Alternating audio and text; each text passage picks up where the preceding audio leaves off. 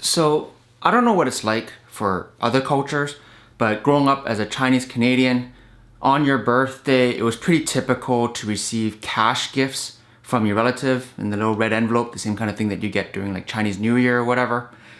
But when you get older, when you are a grandma or grandpa, when you get into your senior years, the things kind of get reversed. So you typically still go out and celebrate that birthday, but when you're old, on your birthday, you're the one who has to give gifts out to the younger folk, to the children, and that usually involves cash gifts too. So as you may or may not know, Geoffrey the giraffe is the mascot for Toys R Us, and he's apparently celebrating a birthday. So when I asked on Instagram how old he was turning, he told me that it's a secret. Basically, that's code for he's probably pretty old. And in that spirit, on Geoffrey's birthday, he's giving out the gifts too.